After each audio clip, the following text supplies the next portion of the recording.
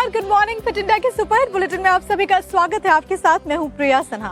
नमस्कार, मैं हूं श्रुतिका, आप सभी के साथ में। और आज आपको देश और दुनिया की तमाम बड़ी खबरें बताने वाले हैं फिट इंडिया के सुपरहिट बुलेटिन में। तो चलिए शुरू करते हैं फिट इंडिया का सुपरहिट बुलेटिन।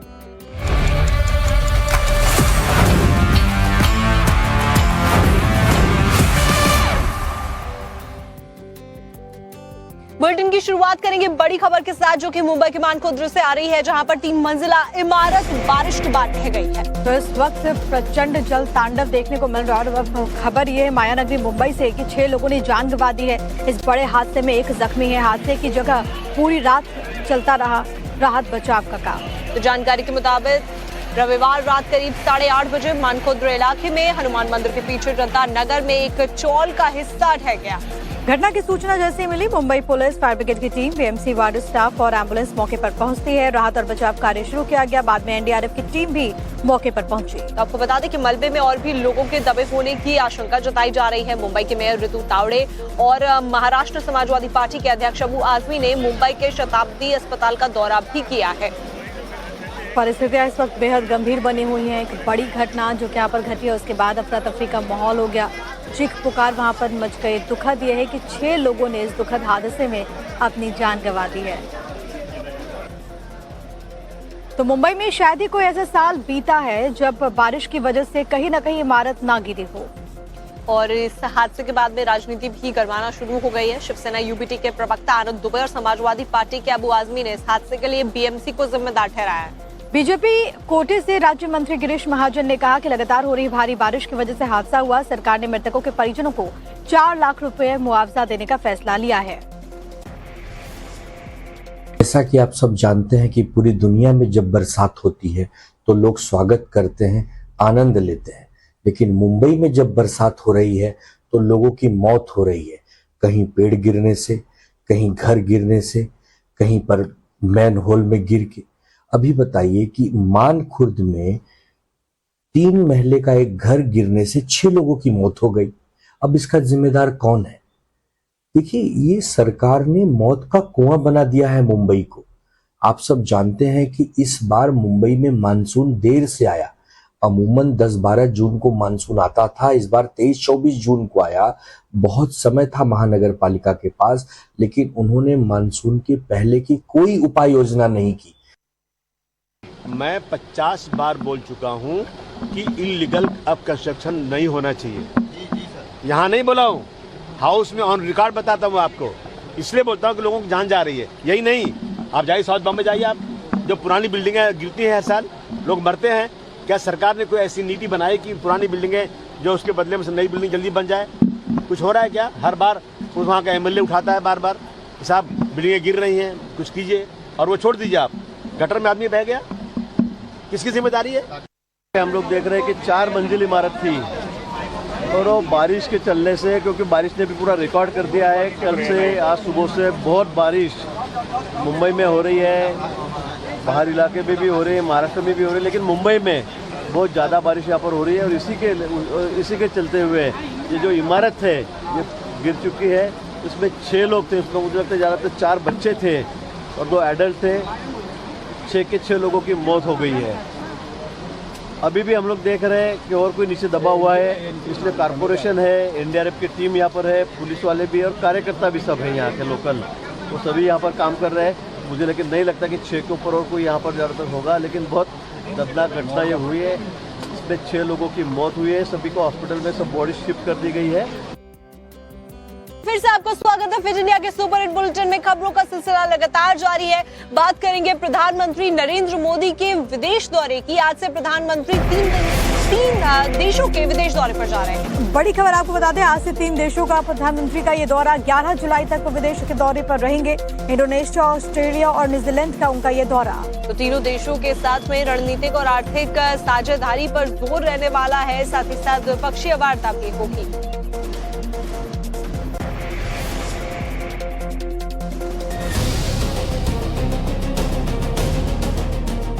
प्रधानमंत्री नरेंद्र मोदी 6 से 11 जुलाई तक इंडोनेशिया, ऑस्ट्रेलिया और न्यूजीलैंड की यात्रा करेंगे। इस दौरान वो तीनों देशों के शीर्ष नेतृत्व के साथ द्विपक्षीय वार्ता करेंगे, जिसमें रणनीतिक साझेदारी की समीक्षा की जाएगी। सबसे पहले बात पीएम मोदी के इंडोनेशिया दौरे की करते हैं।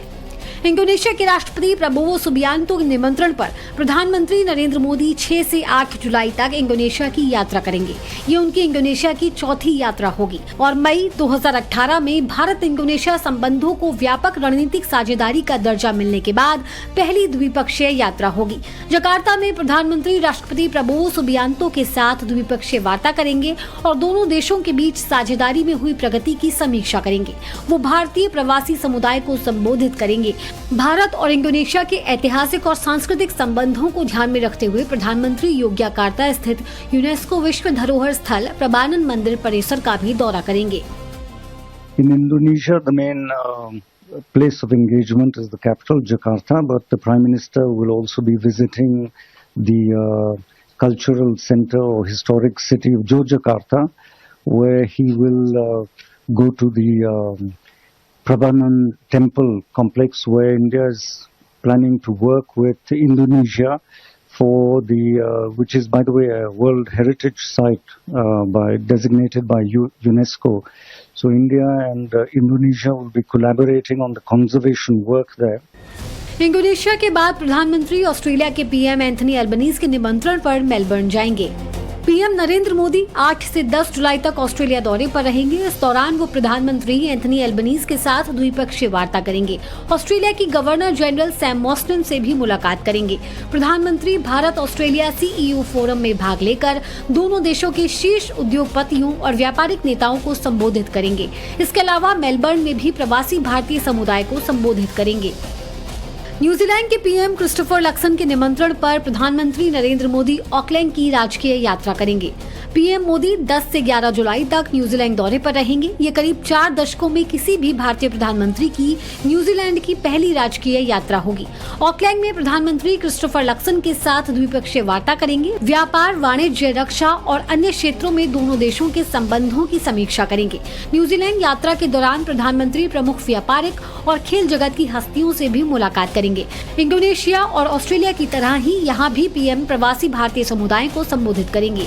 Prime Minister has been very focused over the last 2 weeks in the Western Indian Ocean region with these very successful visits to Mauritius and Seychelles.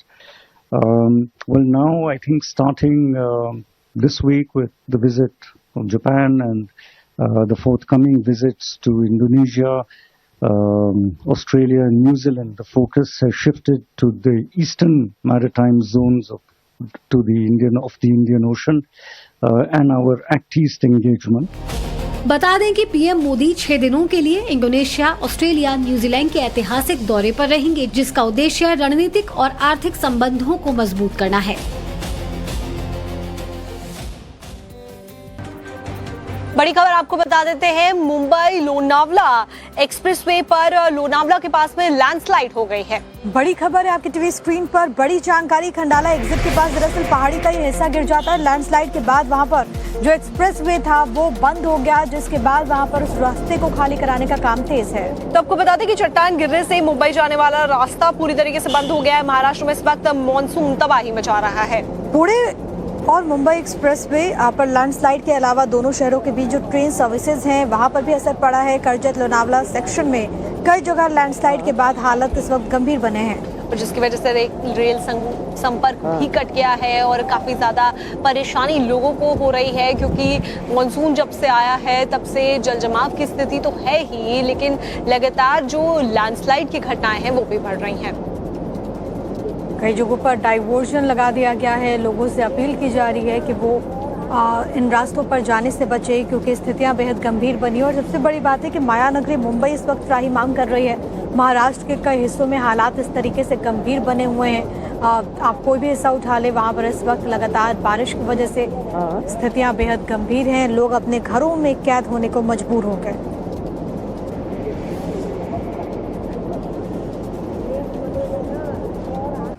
बड़ी खबर मुंबई के मानखुर्द से आपको बताते हैं, जहां पर 3 मंजिला इमारत ढह गई है। 6 लोगों की मौत हो गई है, कई लोग इस वक्त जख्मी हैं। फिलहाल जहां पर हालात इस तरीके से गंभीर बने हैं वहां पर रेस्क्यू टीम मौजूद है।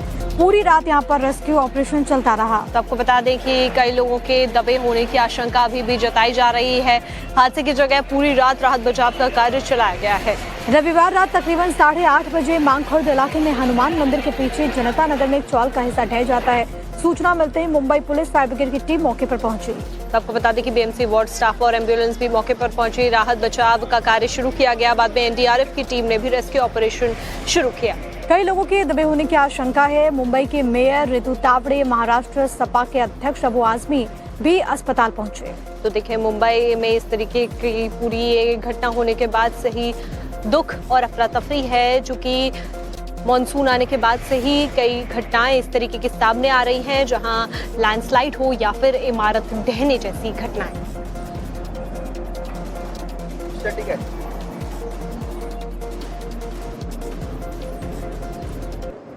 तो महाराष्ट्र में हालात गंभीर बने हुए हैं, लेकिन इन सब के बीच एक बड़ी खबर ये आ रही है कि अगले 48 घंटे के लिए मौसम विभाग ने पूर्वानुमान जाहिर कर दिया है। तो ऐसे में अलर्ट जारी कर दिया गया है और जो लोग ऑफिस जाते हैं उनके लिए तो हिदायत और ज्यादा दी गई है। सावधान रहने के लिए कहा गया है और जो लोग नॉर्मली भी बाहर निकल रहे हैं उनको भी सावधान रहने के लिए कहा गया है। और इसी पूर्वानुमान को देखते हुए, प्रेडिक्शंस को देखते हुए मुंबई में स्कूल कॉलेजेस को आज के लिए बंद कर दिया गया है। रेड अलर्ट और ऑरेंज अलर्ट मौसम विभाग ने महाराष्ट्र के लिए जारी किया। आपको एक रिपोर्ट दिखाते हैं।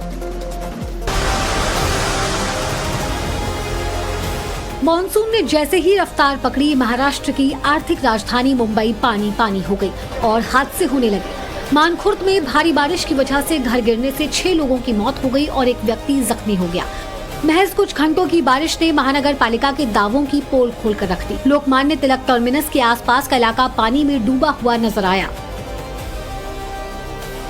आप इस तस्वीर को देखिए, ऐसा लगेगा जैसे शहर में भयंकर बाढ़ आ गई है। लेकिन ये कुछ घंटों की बारिश के बाद मुंबई के वसई इलाके का हाल है। वसई में करीब 20 कारें खिलौनों की तरह पानी में तैरती हुई नजर आई। दूसरी तरफ तेज हवाओं ने मुंबई वासियों की मुसीबतों में इजाफा कर दिया है। मुंबई में 50-55 किलोमीटर प्रति घंटे की रफ्तार से हवाएं चल रही हैं। हालात ये हो गए कि जुहू बीच पर खड़ा होना भी मुश्किल हो गया है। पुलिस ने एहतियातन तौर पर बीच को खाली करा दिया। समंदर से दूर रस्सी भी लगा दी गई है।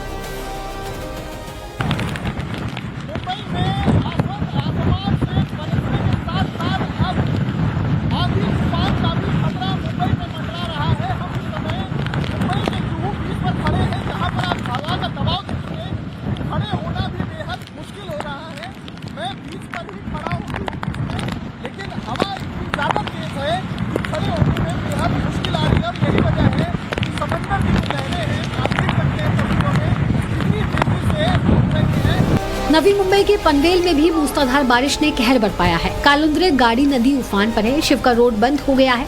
सड़क बंद होने से नौकरी पेशा लोगों और स्थानीय नागरिकों को भारी परेशानी का सामना करना पड़ रहा है। वहीं उसरली गांव के कुछ मंदिरों और शमशान घाट परिसर में भी पानी भर गया है। नदी किनारे रहने वाले लोगों में दहशत का माहौल है। अब बात करेंगे मुंबई के वसई की, जहां पर लगातार 18 घंटे से बारिश हो रही है। वहां के मधुबन सोसाइटी में पानी भरा है। आपको ग्राउंड जीरो से दिखाते हैं हमारे सहयोगी की रिपोर्ट। क्या कर रहे थे सर?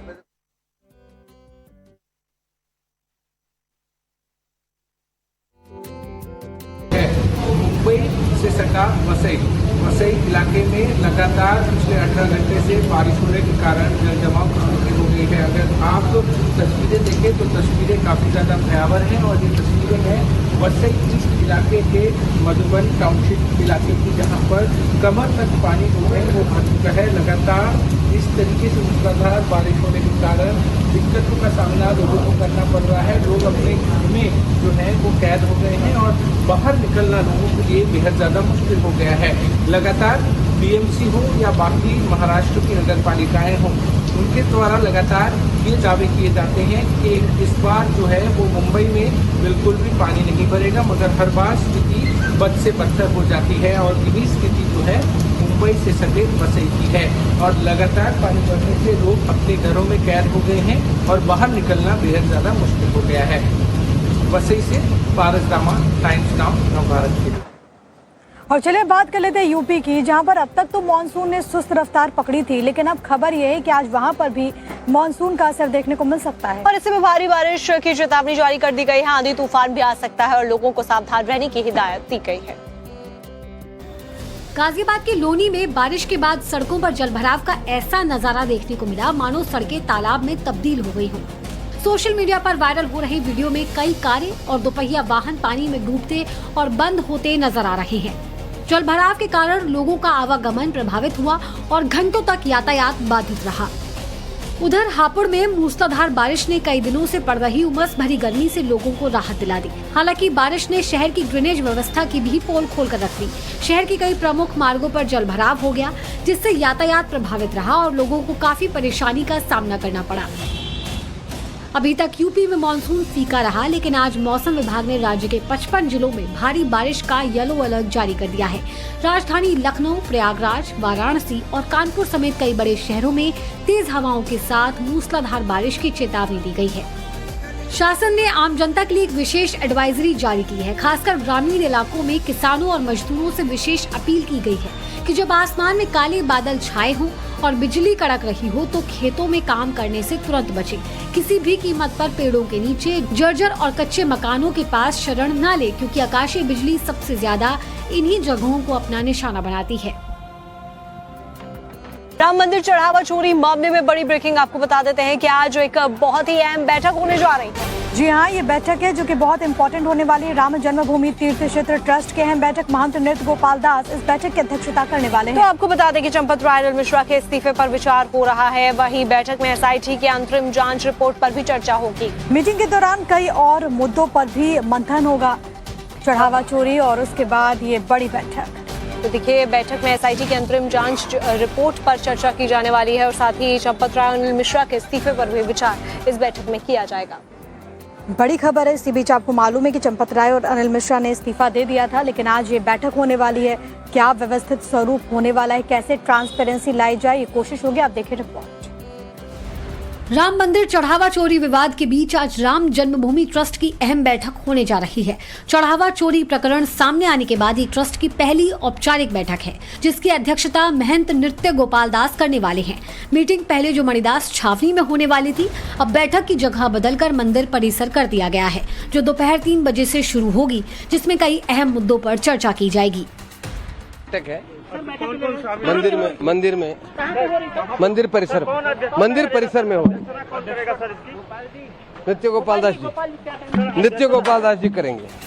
बैठक के एजेंडे में सबसे पहले महासचिव चंपत राय और ट्रस्टी डॉक्टर अनिल मिश्र के त्यागपत्र पर विचार होगा। मीटिंग में दान पात्रों से मिली पैसों की गणना पर एसआईटी की अंतरिम रिपोर्ट पर भी चर्चा की जाएगी। इसके अलावा 2025-26 के आय व्यय के लेखा जोखा को मंजूरी दी जाएगी। साथ ही साथ राम मंदिर ट्रस्ट में रिक्त पदों पर चयन के लिए नामों पर विचार भी किया जाएगा। जिस तरह से पूरा ये घटनाक्रम था, आपको लगता है कहीं न कहीं चूक हुई ट्रस्ट से और जो यहाँ जिम्मेदार है? अब ये तो सारी दुनिया जानती है, हम क्या अलग से बताएं। राम जन्मभूमि ट्रस्ट के बैठक से पहले कोषाध्यक्ष गोविंद देवगिरी का बयान सामने आया है। गोविंद गिरी ने खत जारी कर कहा, खर्च सीधे बैंक के माध्यम से किए जाते थे। मैं कथा के लिए बाहर रहता था। अयोध्या महीने 1.5 महीने में आता था। मेरा निवास पुणे में है। मैंने अपने प्रवास के लिए न्यास से 1 रुपया नहीं लिया। चोरी की घटना से आहत, दुखी और लज्जित हूँ। अब सबकी नजर आज की बैठक पर है। सवाल सिर्फ इतना ही नहीं है कि चंपत राय अपनी भूमिका में बने रहेंगे या नहीं, बल्कि ये भी है कि करोड़ों राम भक्तों की आस्था और भरोसे को बनाए रखने के लिए ट्रस्ट आगे क्या कदम उठाता है। अयोध्या की ये बैठक सिर्फ राम मंदिर की व्यवस्था को लेकर नहीं, बल्कि राजनीतिक और धार्मिक लिहाज से भी बेहद अहम मानी जा रही है। और सीधे आपको ले चलते हैं अयोध्या, जहां से हमारे साथ हमारे सहयोगी आशुतोष सिंह इस वक्त कनेक्टेड है। आशुतोष, इस वक्त हर किसी की निगाह राम की नगरी पर टिकी हुई है। एक तरफ राम भक्तों की आस्था है, तो वहीं दूसरी तरफ आज ट्रस्ट की बड़ी बैठक। क्या तैयारियां हैं, क्या उम्मीद है, क्या खास होने वाला है? बिल्कुल निश्चित तौर पे जिस तरीके से चढ़ावे में चोरी की ये जो घटना सामने आई है उसके बाद से करोड़ों जो राम भक्त हैं उनकी आस्था को ठेस पहुंचा है। और सबसे बड़ी बात यह है कि इस पूरी व्यवस्था को बनाए रखने के लिए जिस ट्रस्ट की व्यवस्था की गई थी, जिस ट्रस्ट को बनाया गया था, उस पर किसी का विश्वास अब फिलहाल नहीं दिखाई पड़ रहा है। और यही कारण है कि अब ट्रस्ट में बड़े बदलाव की तैयारी है। आज राम मंदिर तीर्थ क्षेत्र ट्रस्ट की एक अहम बैठक होने वाली है। पहले ये बैठक मणिदास छावनी में होने वाली थी, लेकिन अब इसका स्थान बदल दिया गया है। अब जो बैठक है वो राम मंदिर परिसर के जो गेस्ट हाउस है यहाँ पर, वहां पर दोपहर 3 बजे के आसपास शुरू होगी और जिसमें ट्रस्ट के जो सभी सदस्य होंगे वो यहाँ पर पहुंचेंगे और जो बैठक होगी उसमें हिस्सा लेंगे।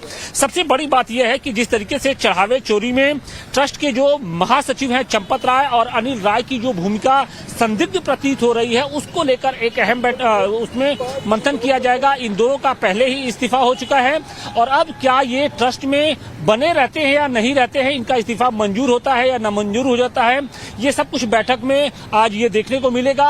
अगर बैठक में शामिल 2/3 सदस्य अगर इस इस्तीफे के खिलाफ अगर वो वोटिंग करते हैं तो जाहिर तौर पर चंपत राय और अनिल मिश्रा को इस ट्रस्ट से बाहर जाना पड़ेगा। इसके साथ ही ये जो चोरी हुई है चढ़ावे में उसको लेकर जो एसआईटी की जांच चल रही है उस पर भी मंथन होगा और साथ ही साथ पिछले सालों का जो आय व्यय का जो खर्चा रहा है उसको लेकर भी मंथन होगा। तो अब देखना यह है कि इस बैठक में जो सदस्य शामिल होते हैं किस तरीके से अपनी प्रतिक्रिया देंगे, क्योंकि इस बैठक के हंगामेदार होने की काफी संभावना है और यही कारण है कि पहले इस बैठक को मणिदास छावनी में आयोजित किया जाना था, लेकिन सुरक्षा कारणों से और मीडिया से थोड़ी दूरी बनाए रखने के लिए अब इस बैठक को अयोध्या के राम मंदिर परिसर में ही आयोजित किया जा रहा है।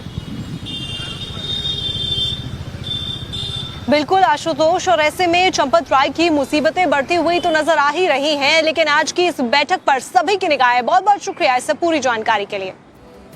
तो राम मंदिर में चढ़ावा चोरी का जब से मामला सामने आया तब से अखिलेश यादव समाजवादी पार्टी के अध्यक्ष हमलावर हैं और उनका ये हमला आज भी बदस्तूर जारी है। लेकिन ऐसे में अखिलेश यादव की तरफ से जो भी वार किए जा रहे हैं उसका पलटवार मुख्यमंत्री योगी आदित्यनाथ की तरफ से दिया जा रहा है। ऐसे में उन्होंने क्या कुछ कहा आपको दिखाते हैं इस रिपोर्ट में। अब तो पूरा देश जान गया है और तमाम संगठन आपस में बैठ करके इस पे चर्चा भी कर रहे हैं, आपस में एक दूसरे की बात कही जा रही है। तो अब तो जनता जान गई, आप लोग बहस कर रहे हैं। सच्चाई तो ये कि बहुत बड़ी ठेस पहुंची है और लोगों पर श्रद्धा और आस्था पर बहुत बड़ा हमला किया गया है। उनकी आस्था तब आहत नहीं होती है जब बाबरी ढांचे का समर्थन वे लोग करते हैं, तब भारत की आस्था की चिंता उनको नहीं होती है।